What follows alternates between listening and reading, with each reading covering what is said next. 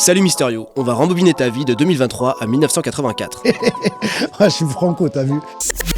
2023, c'est fin d'année, c'est la sortie de mon projet HLM 3. J'ai retiré mon bracelet électronique, j'étais assigné à résidence, donc j'étais beaucoup à la maison, quoi. Beaucoup trop à la maison. Pour ton projet aussi, moi j'ai noté ça, le morceau La Douche. De mon fils.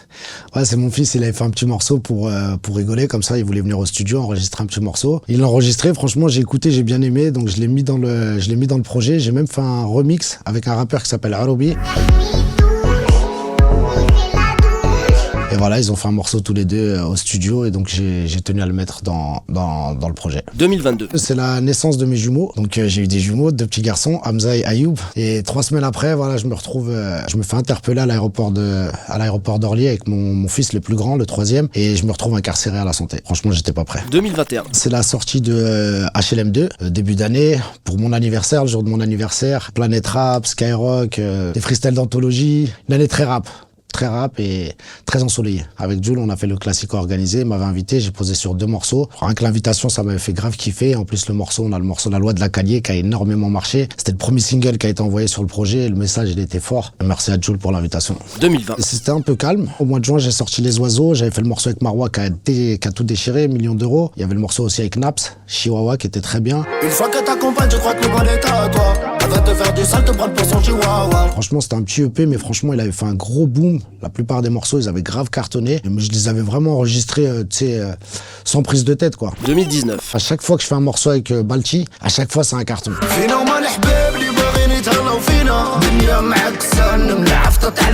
Et après moi, la particularité que j'ai, c'est que je maîtrise très bien l'arabe, pas littéraire, mais l'arabe d'Elija, comme on dit chez nous. Et même le tunisien, j'arrive à le parler. Pourtant, je suis d'origine marocaine, je suis né à Belleville et il y a beaucoup de Tunisiens. Donc des fois, même carrément, on me demande est-ce que t'es tunisien. Aujourd'hui, on le sait que je suis marocain. Mais à l'époque, on savait pas est-ce que j'étais algérien, marocain, tunisien. Et moi, j'ai pas honte de porter tous ces drapeaux. Parce que pour moi, nous sommes tous frères et c'est une fierté carrément. 2016. C'est la naissance de mon fils, Ahmed, le plus grand. Je commence à réaliser que, bon, moi j'ai toujours été un petit peu, légèrement un peu un gamin dans ma tête. Pas autant qu'aujourd'hui, mais voilà, j'ai commencé à me responsabiliser un petit peu et à me remettre en question et prendre un certain virage dans ma vie. 2011. C'est la sortie. À l'époque, j'étais incarcéré à la santé. C'était la fin de ma semi-liberté. Donc là, je commence vraiment à embrasser la musique. Parce qu'à l'époque, je devais rentrer tous les soirs à 19h à la santé. J'avais quand même mes week-ends, mais c'était un peu compliqué. C'est-à-dire, comme je disais à l'époque, la journée, j'étais Justin Bieber. Le soir, j'étais, voilà, quoi. J'étais un détenu comme tous les autres. 2010. Je suis à la santé. On voit des amis que j'avais pas vus, ça faisait longtemps.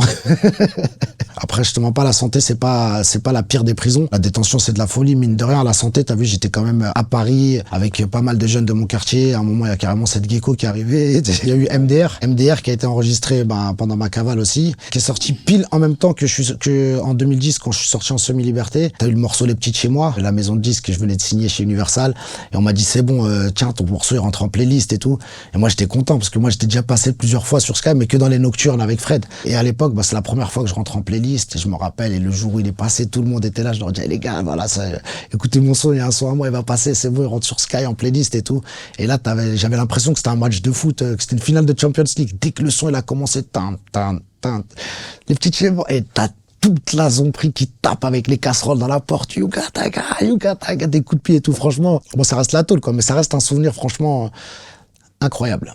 2009. Quand j'étais incarcéré, après grâce à Dieu je suis sorti, donc j'ai pas sorti le projet, mais je comptais faire un projet qui s'appelait Fun Game. Et en fait le concept c'était que de ma cellule j'allais appeler des artistes et chacun on allait faire des couplets. Et ensuite avec les ingénieurs du son on allait les mettre en musique. Et ce concept là il a jamais été fait. Bon je suis à ta personne, t'as vu la prison et tout, mais ceux qui sont en prison, les rappeurs là, si ça peut vous donner une idée, voilà, moi à l'époque j'allais faire un projet qui s'appelait Fun Game. Parce qu'il y a un film qui s'appelle comme ça Fun Game. Et j'avais déjà plein de gens qui avaient répondu présent à l'appel. Il y avait cette gecko justement, il y avait Nesbill, il y avait du beau monde qui m'avait dit ok quand tu veux et voilà, mais bon grâce à Dieu ça s'est pas fait, je suis sorti directement et j'ai pas eu besoin de sortir ce projet. 2007. En fin d'année que je me retrouve en cavale justement, il y a une commission rogatoire dans le quartier, ils viennent, ils interpellent tout le monde. Moi quand ils viennent chez moi, ce jour-là je voulais pas retourner, voilà je voulais pas retourner, je me suis sauvé, j'ai sauté par la fenêtre, je me suis enfui et j'ai commencé une cavale assez rocambolesque. Comment t'as fait pour sauter du deuxième et t'avais pas mal?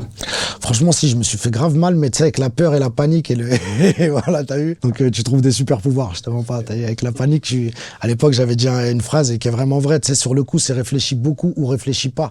Et sur le coup, j'ai pas réfléchi. Je vois, bam, ça tape à la porte, ça casse, ils veulent arriver, ils veulent me mettre fou. J'ai ouvert la fenêtre, j'ai sauté. 2006. La rue et cocktail de rue à cette époque-là. Je sors une mixtape, je l'enregistre, qui est sorti en 2006-2007.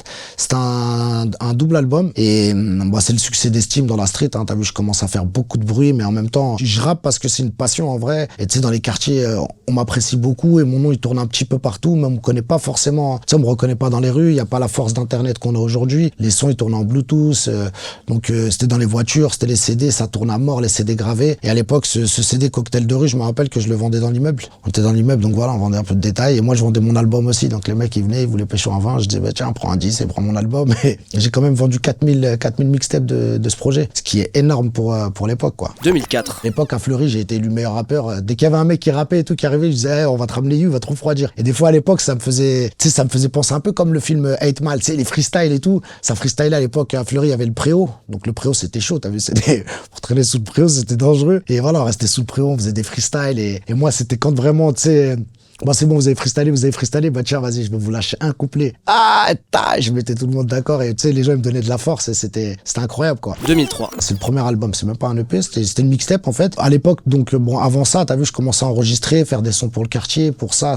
Et les gens ils aimaient bien, donc à l'époque avec Marvin justement, on décide de faire une mixtape et la mixtape c'était mi-ange mi-démon. Pourquoi? Parce que lui c'était un peu l'ange, moi j'étais un peu le démon du truc, mais en vrai c'est qu'on était tous un peu ange et démon en nous-mêmes et voilà, on sort notre première mixtape, on invite les gens un peu, tu sais, des alentours, des mecs de Barbès, de Jaurès, il y avait des mecs d'un peu partout. À l'époque, il y a AP du 113, à qui je fais une grosse dédicace, t'as vu, qui vient, qui fait un morceau avec nous. Le 113 à l'époque, en plus, ils étaient on fire, donc voilà, il enregistrait avec nous AP, c'était le morceau, c'était 113 Belleville, on était trop fiers, on le mettait dans les voitures, c'est ça, on avait percé pour nous, quoi. Voilà, dès qu'on bougeait, on le mettait partout, on tournait partout, le Mi-Ange Mi-Démon, on va dire, c'est le premier bébé en CD que j'ai eu dans la rue, quoi. C'est mon premier projet, et j'en étais grave fier, et même d'ailleurs, je te jure, pas plus tard que, c'était quand, hier j'étais en studio, j'ai un pote de Danube, qui s'appelle Khalidou, il m'a demandé où est-ce qu'on pouvait retrouver Mi-Ange Mi-Démon. Parce que maintenant, Cocktail de rue, on a réussi à le remettre sur les plateformes, tous ces CD, ils existent encore. Mais Mi-Ange Mi-Démon, plus de son, plus d'image. On n'arrive pas à le retrouver. Il n'y a pas eu beaucoup d'exemplaires et c'était il y a 20 ans. Et donc, ce projet, il y a quelques sons qui traînent sur Internet, vraiment très peu. Des sons comme, par exemple, le morceau Hommage.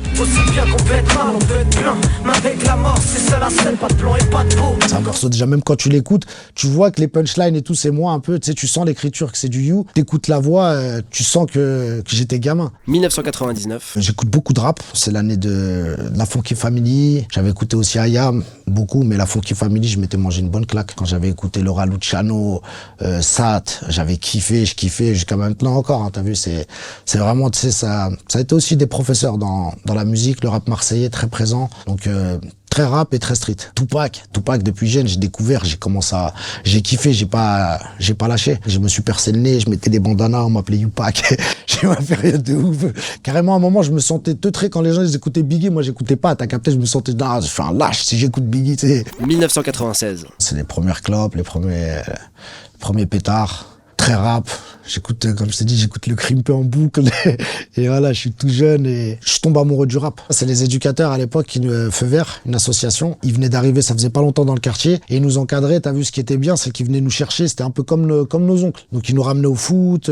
Celui qui aimait bien comment ça s'appelle, la musique, donc ils ramenaient à l'époque dans leur studio, dans leurs locaux, dans la cave. Ils nous avaient mis un petit 6 pistes avec des micros. On ramenait des cassettes, on enregistrait, on mettait les cassettes.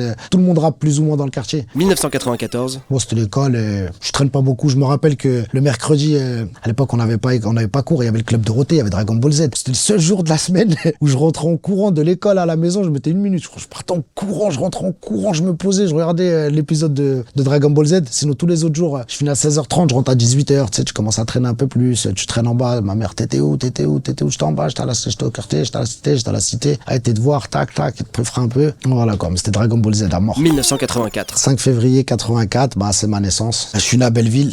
Pour l'anecdote, pour citer encore une fois Booba qui disait dans un texte, je suis né à 2 km d'où je traîne. Moi, je suis né à 600 mètres d'où je traînais. T'as vu, je suis né rue Clavel, dans le 19e arrondissement à Belleville. Et donc, je suis vraiment né à vol d'oiseau. Ça, je crois, tu regardes, hein, entre la rue Rébéval et la rue Clavel, je crois, il y a 300 mètres, 400 mètres maximum, quoi. Donc, je suis vraiment né en bas de chez moi, quoi. Au Mini. Bye.